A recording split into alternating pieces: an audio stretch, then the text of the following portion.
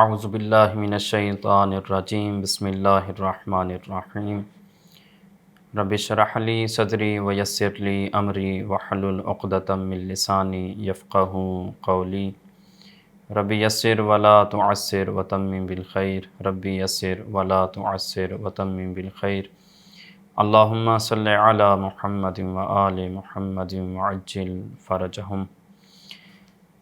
علم نحو کا آج ہمارا درس نمبر 9 ہے، اور سابقہ درس میں ہم نے بیان کیا کہ معرب کیا ہوتا ہے، مبنی کیا ہوتا ہے۔ آج کے درس میں ہم بیان کریں گے کہ مبنی کی کیا اقسام ہیں اور معرب کی کیا اقسام ہیں، یعنی کون سے کلمات ہیں، کون سے الفاظ ہیں جو مبنی ہوتے ہیں، کون سے کلمات ہیں جو معرب ہوتے ہیں، کن الفاظ کے آخری حرف کی حرکت تبدیل ہوتی رہتی ہے، اور کون سے ایسے کلمات ہیں جن کے آخری حرف کی حرکت ہمیشہ ایک ہی رہتی ہے۔ سب سے پہلے ہم آتے ہیں مبنی کی اقسام کی طرف کہ وہ کون سے کلمات ہیں، کون سی چیزیں ہیں کہ جن کے آخری حرف کی حالت اور حرکت ہمیشہ ایک ہی رہتی ہے اور کبھی وہ نہیں بدلتی، یعنی زبر ہے تو ہمیشہ زبر ہی رہے گی، زیر ہے تو ہمیشہ زیر ہی رہے گی، پیش ہے تو ہمیشہ پیش ہی رہے گی۔ مبنی کی سب سے پہلی قسم کہ جو چیزیں مبنی واقع ہوتی ہیں ان میں سے سب سے پہلی چیز ہے حروف۔ یہ جو حروف ہوتے ہیں یہ سب کے سب مبنی ہوتے ہیں۔ یہ ہم آگے انشاءاللہ مجرورات کی بحث میں پڑھیں گے کہ کون سے حروف ہیں، کون سے کلمات حروف ہوتے ہیں۔ یہ حروف جو ہیں، جتنے بھی حروف ہیں یہ سب کے سب مبنی ہوتے ہیں۔ مثلا من ہے، فی ہے، الی، علی، حتی وغیرہ متعدد حروف ہیں جو ہم انشاءاللہ اس کے اپنے مقام پہ اس کو بیان کریں گے۔ یہ حروف سب کے سب مبنی ہوتے ہیں، یعنی ان کے آخری حرف کی حالت عامل کے بدلنے سے نہیں بدلتی۔ مثلا من ہے، نون پہ جزم ہے، سکون ہے، تو یہ من ہی رہے گا، نون پہ ہمیشہ ساکن، نون ہمیشہ ساکن ہی رہے گا، چاہے اس سے پہلے کوئی بھی عامل ہے اس حالت پہ کوئی اثر نہیں پڑے گا۔ یا اسی طرح ثم ہے مثلا، یا فی ہے، الی ہے، حتی ہے، تو یہ ایسے ہی رہیں گے، ان کے آخری حرف کی حالت کبھی تبدیل نہیں ہوگی۔ یہ ہے سب سے پہلی قسم حروف۔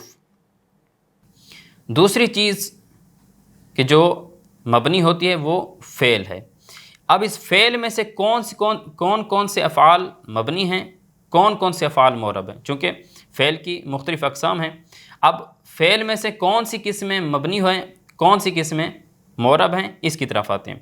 فعل میں سب سے پہلے فعل ماضی ہے جو مبنی ہوتا ہے، مثلا نصرا، نصرو، نصرت وغیرہ، نصرا، جتنے بھی آپ فعل ماضی کے آپ لے لیں سیکھیں، تو یہ مبنی ہوتے ہیں، ان کے آخری حرف کی حالت تبدیل نہیں ہوتی۔ ناصرہ ہے، را پر زبر ہے تو ہمیشہ زبر ہی رہے گی، اس سے پہلے کوئی بھی عامل آ جائے را پر کوئی اثر نہیں پڑے گا، را کی زبر کبھی زیر میں نہیں بدلے گی، یہ زبر کبھی پیش میں نہیں بدلے گی۔ تو سب سے پہلے فعل ماضی ہے جو ہمیشہ مبنی ہوتا ہے۔ دوسری چیز فعل میں سے جو مبنی ہوتی ہے وہ ہے امر حاضر معلوم، امر حاضر معروف کہیں یا معلوم کہیں، مثلا اذهب تو جا، اضرب تو مار، انصر تو مدد کر، تو یہ جو آخر پہ مثلا اذهب کی با پر جازم ہے، سکون ہے، تو یہ با ہمیشہ ساکن ہی رہے گی، اس سے پہلے کوئی بھی عامل آ جائے اس با کے جازم کو کبھی زبر میں نہیں بدل دے گا، اس سکون کو کوئی بھی عامل زیر میں نہیں بدل سکتا۔ تو لہٰذا دوسری قسم فعل کی کون سی ہے کہ جو مبنی ہوتی ہے وہ ہے امر حاضر معروف۔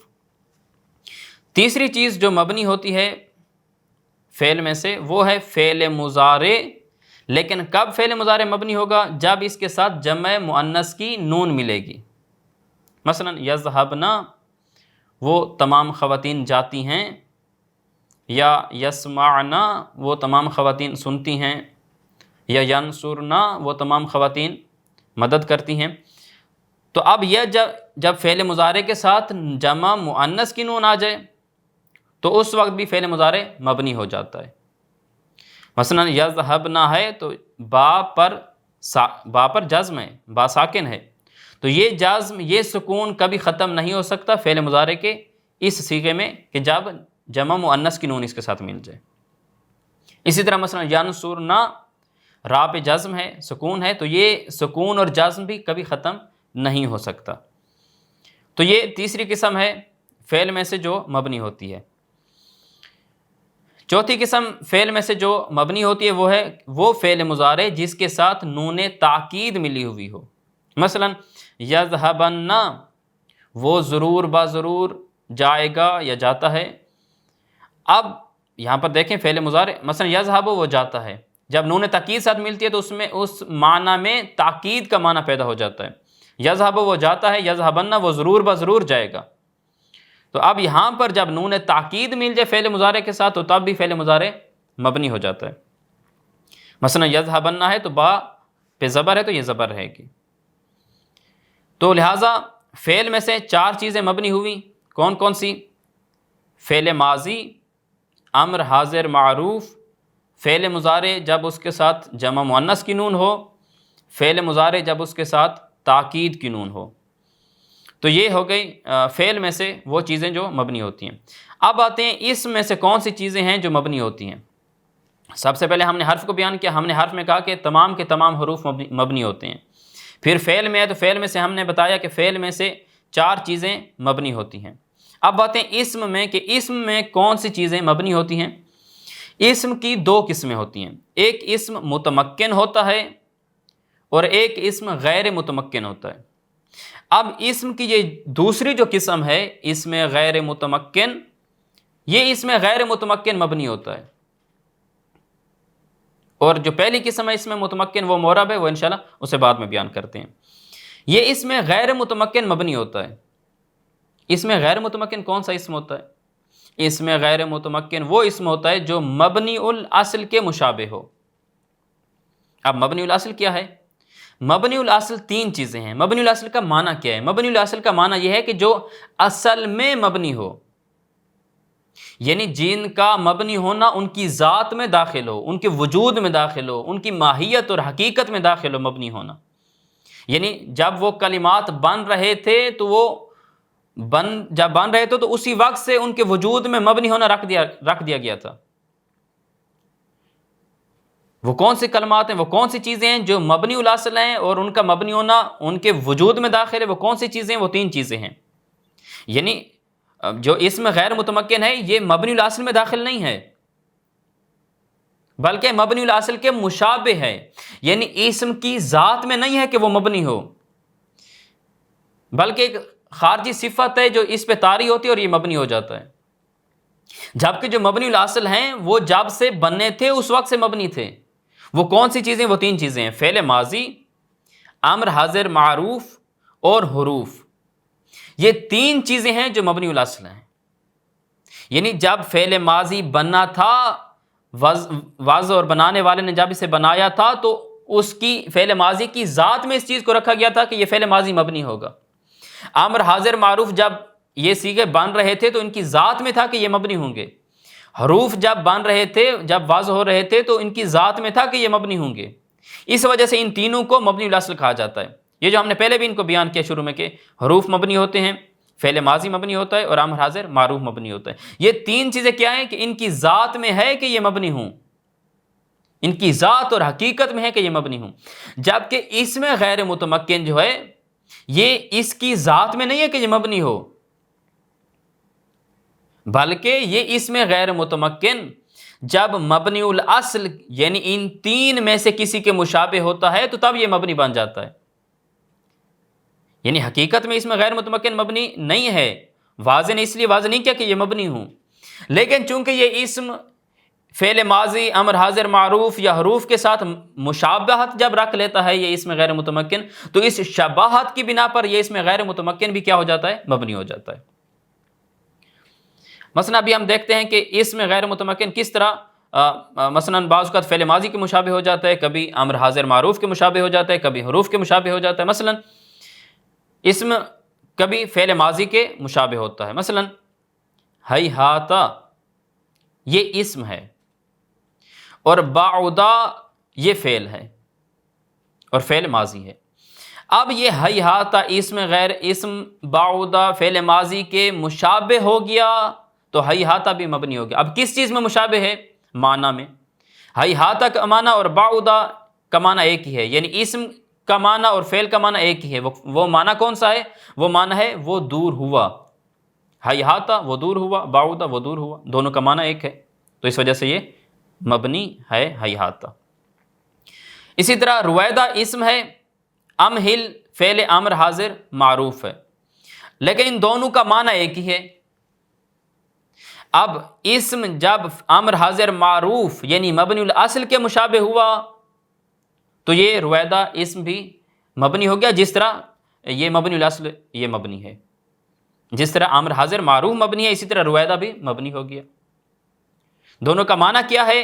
کس چیز میں مشابہ ہے؟ معنی میں۔ کون سا معنی ہے دونوں کا؟ دونوں کا معنی ہے کہ تو چھوڑ دے، تو مہلت دے، دونوں کا یہی معنی ہے۔ یا بعض اوقات یہ اسم غیر متمکن حروف کے مشابہ ہوتا ہے، مثلا من اسم ہے اور من حرف ہے۔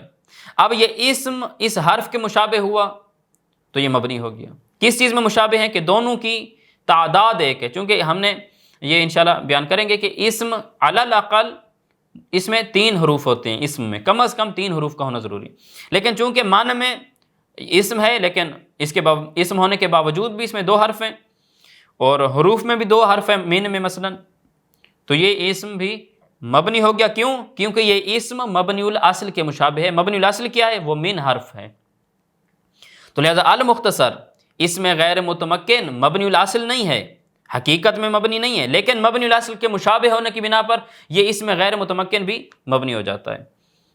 تو یہ مبنی الاصل 3 چیزیں، فعل ماضی، امر حاضر معروف اور حروف۔ اب ہم اس چیز کو بیان کرتے ہیں کہ یہ اسم غیر متمکن جو مبنی الاصل کے مشابہ ہے یہ کن چیزوں میں مشابہ ہوتا ہے؟ یہ مشابہ ہوتا ہے کبھی بناوٹ میں کہ دونوں کی تعداد، مثلا جس طرح ہم نے بیان کیا کہ حروف کی تعداد ایک جیسی ہوتی ہے، مثلا من اور من میں بھی 2 حروف ہیں، اسم ہے، من حرف ہے، اس میں بھی 2 حروف ہیں، تو بناوٹ میں شباہت کی بنا پر یہ مبنی ہو گیا۔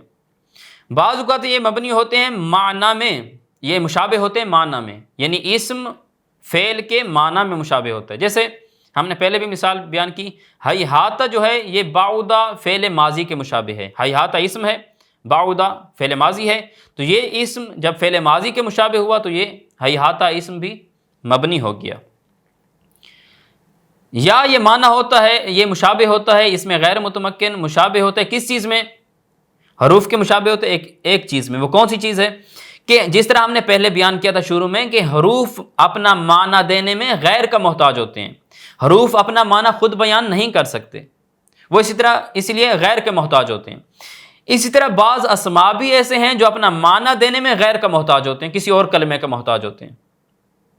تو اب اس چیز میں حروف اور اسم اس چیز میں ایک جیسے کامن یہ چیز پائی جاتی ہے دونوں میں، یہ ایک چیز کامن ہے اسم میں بھی اور حروف میں بھی۔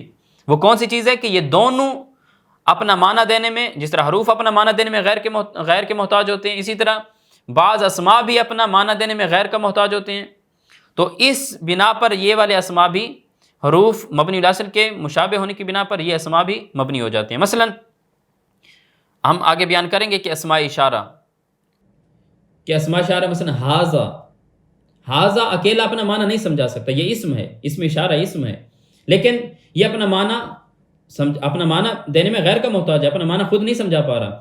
جب ہم اس کے ساتھ مشار الیہ چیز کا اضافہ کریں گے، مثلا کہیں گے حاذا کرسی، تو یہ کرسی ساتھ ملے ہی تو تب حاذا کا معنی واضح ہوا کہ یہ کرسی ہے۔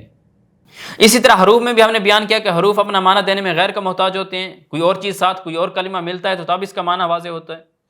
تو مثلا اس میں اشارہ بھی اپنا معنی دینے میں غیر کا محتاج ہیں، حروف بھی اپنا معنی دینے میں غیر کا محتاج ہیں، تو اس چیز میں بھی شباہت کی بنا پر یہ والے اسماء کیا ہیں؟ مبنی ہیں۔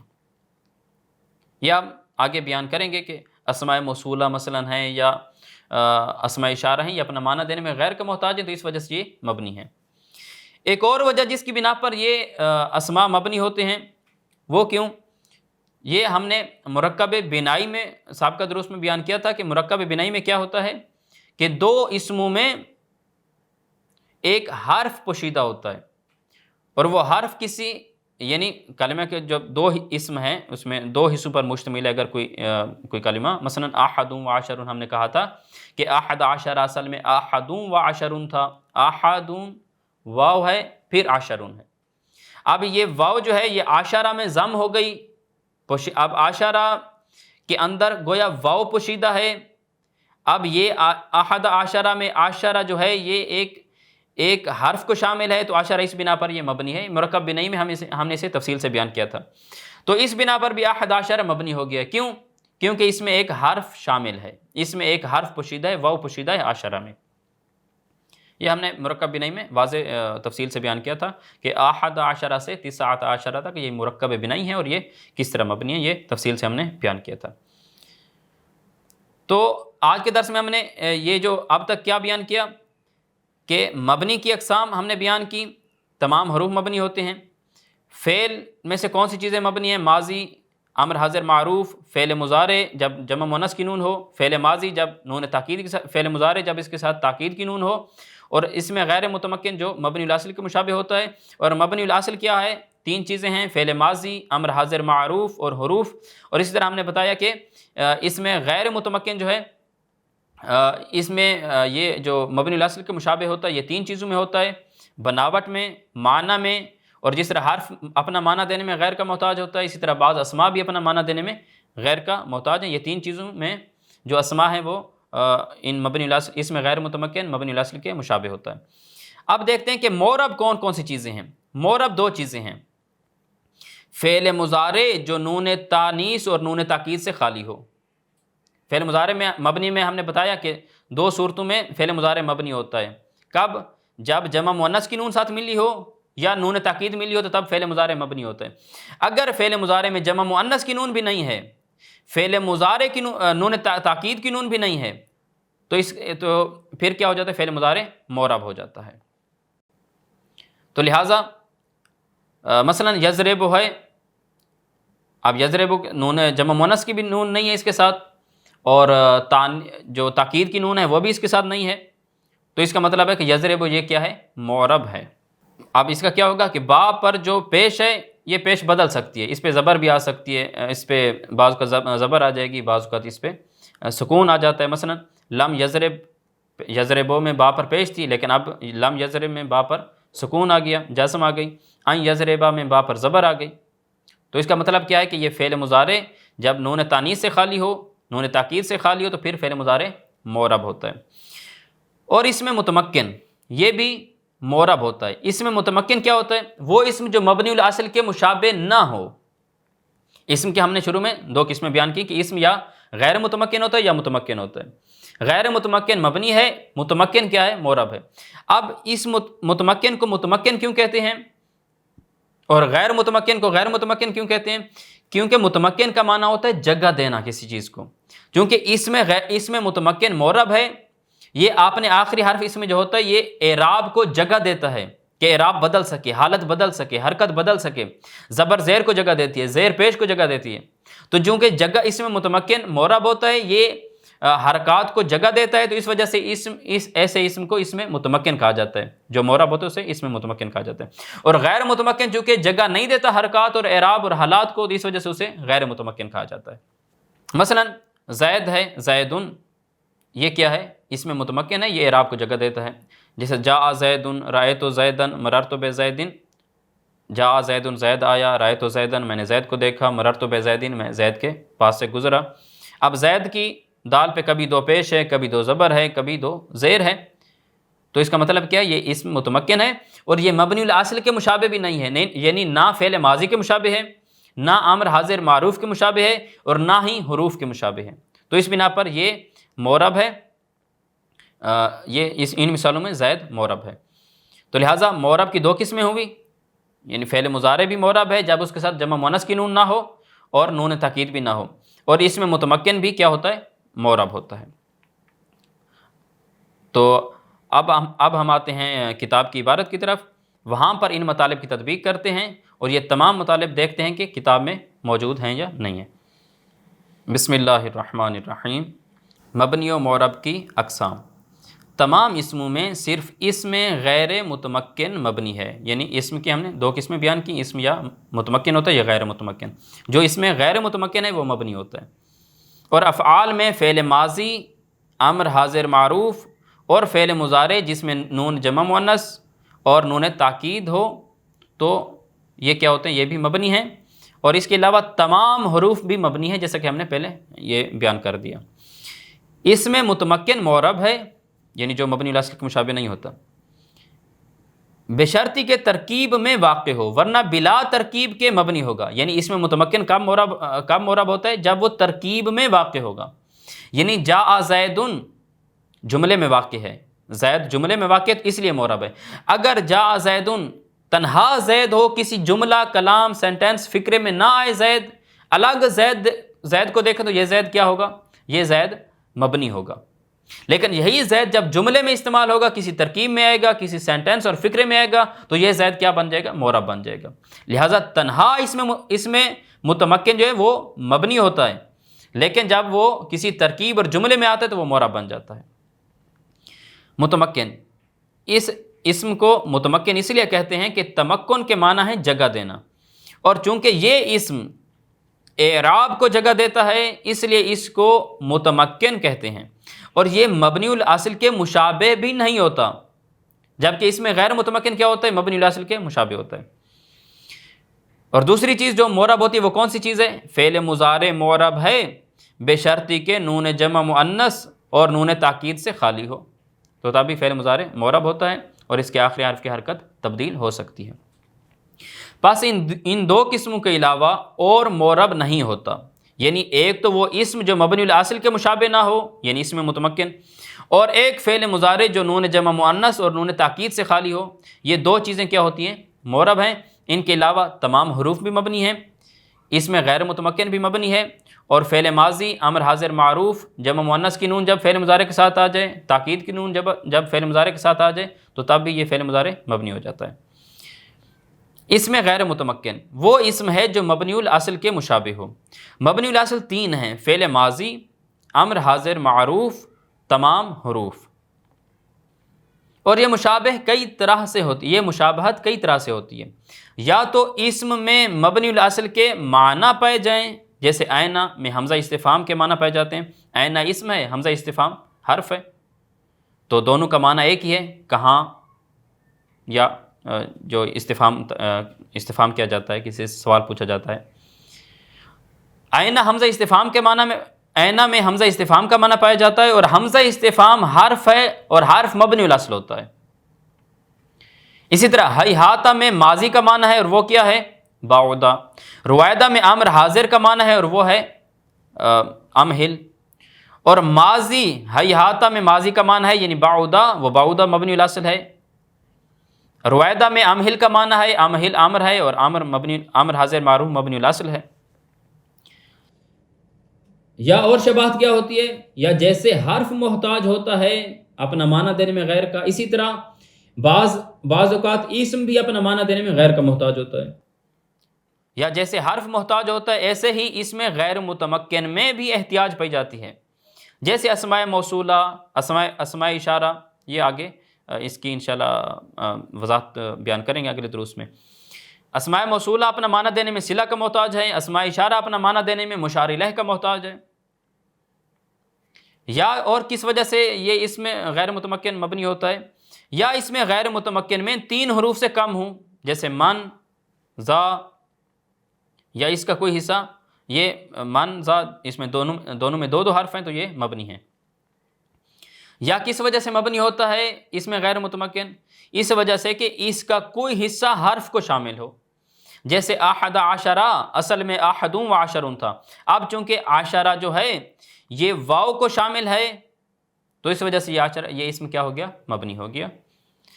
تو آج کے درس کے لیے یہ کافی ہے، انشاءاللہ اگلے درس میں ہم مزید بیان کریں گے کہ اس میں غیر متمکن کی کیا اقسام ہیں۔ ھذا والحمد للہ رب العالمین وصلی اللہ علی محمد وآلہ الطیبین الطاہرین، اللہم صلی علی محمد وآل محمد وعجل فرجہم۔